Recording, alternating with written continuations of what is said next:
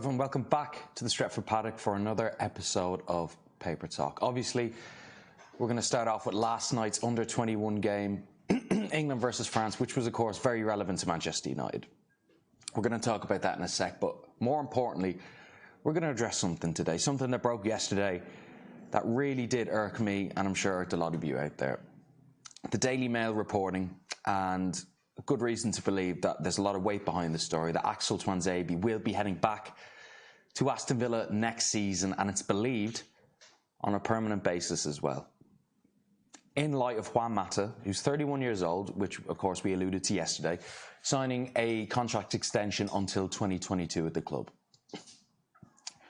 I don't really know where to start with this. Of course, we talked about Juan Mata yesterday, signing the new contract, but the Tuanzebe news really just does leave you scratching your head. It makes me think we don't even know ourselves what our identity is. There's talk of us every day signing these kids who were 19, Delict, you know, Harry Maguire for excess of, 70, 80 million, 90 million even. We've got a young lad who's had a stellar season, be it all in the Championship, and there is a step up in competition when you get to the Premier League, but he was a standout performer there. And we're letting him go, despite the fact him never really getting a chance in the first team. Axel Tuanzebe never really got a run of games to prove himself at United. There was obviously room for improvement there. But it begs the question, who the hell is running it? Who's running things at the moment, transfer-wise? Juan Mata, I don't despise the Juan Mata getting a contract extension, but a 3-year one? When our whole identity is meant to be signing these young British up-and-coming players. That's why we signed Daniel James, wasn't it? That's why it all made sense to us at the time. That's why we kept telling ourselves. But then the club go and do something like this. It really just, to me, doesn't make a lot of sense. And with I think it's 49 days left in this transfer window. I'm starting to lose hope. I'm not sure about you. Let me know what you guys are feeling, especially after last night as well. The under-21s. Aaron Wan-Bissaka, I suppose, is where we have to start. At fault, literally, he kind of lost the game for England. 1-0 up with 3 minutes to go, down to 10 men. Scores an own goal. I didn't think he had the worst game in the world, let's be honest, but I think it proved a lot last night. For some people who haven't seen Aaron Wan-Bissaka play, he's not going to be that offensive right back that everyone thinks, you know, is the modern day fullback with the likes of Alexander-Arnold and Andy Robertson getting double digits in it. Aaron Wan-Bissaka will not be that attacking, progressive, going forward right back. He's going to be someone who essentially is a fantastic defender. And I know that sounds pretty obvious with a right back has to be a fantastic defender, but that's all he's going to be. He's not going to be marauding up that right side. He's not going to be getting 10, 12 assists a season. He may not be even getting 3 or 4 assists a season. But he didn't have a good day at the office last night, and it's probably just our luck, isn't it, that on the cusp of signing him for 55 million pounds, he goes and has a shocker in his first, I'd say, first big England game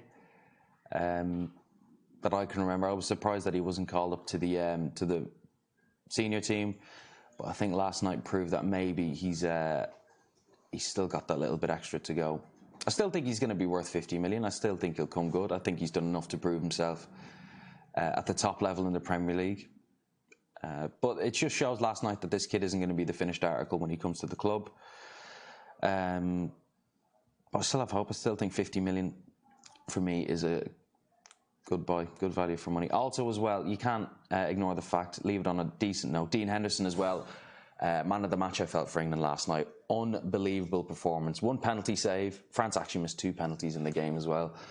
Had an unbelievable game. And it begs the question as well. We're going with the whole young British player vibe that we seem to be instilling in the club, despite giving Juan Mata a 3-year contract extension. Which, by the way, if you don't know, is probably going to mean Angel Gomez will end up leaving the club.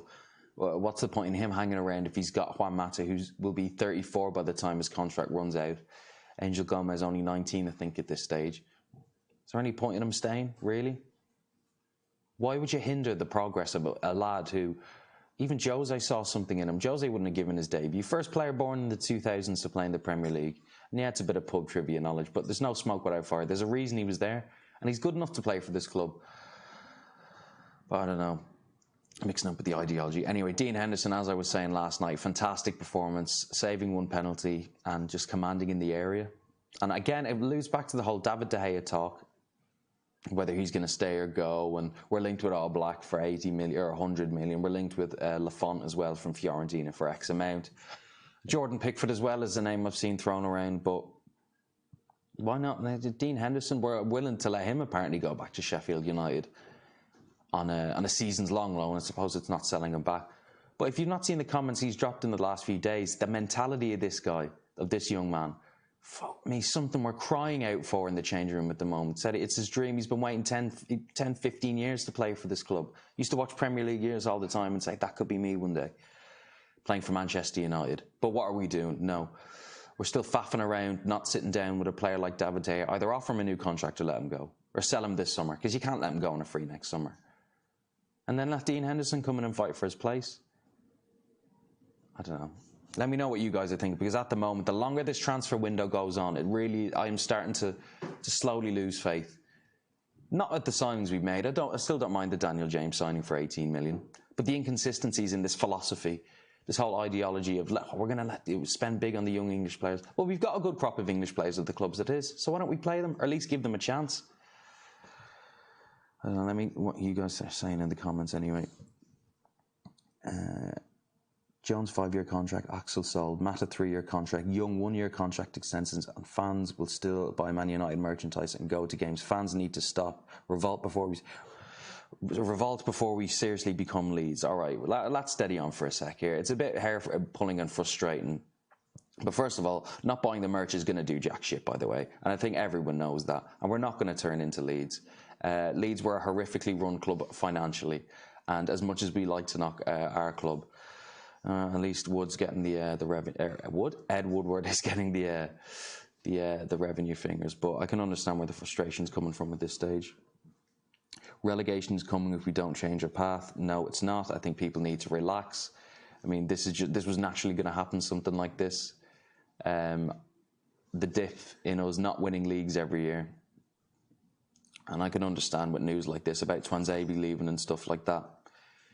It does beg the question where the club's going, but you just have to stay positive. That's what we need to do, is stay positive about stuff like this. There's still 49 days left, all right? It's not like David Moyes under Fellaini where it's we're at DEFCON 2 with signing players. There's still time. I still think we can bring in a few players. I think there may be a few more surprises, but what I'm more worried about is just the identity. Where is our identity? And what are we doing, bringing in these young British players and letting our own go? Anyway, that's it all for me today, guys. Let us know in the comments below what you think of the club's transfer policy at the moment. Make sure to like, share, and subscribe to the video, or to the channel, I should say. And we'll see you next time. Cheers.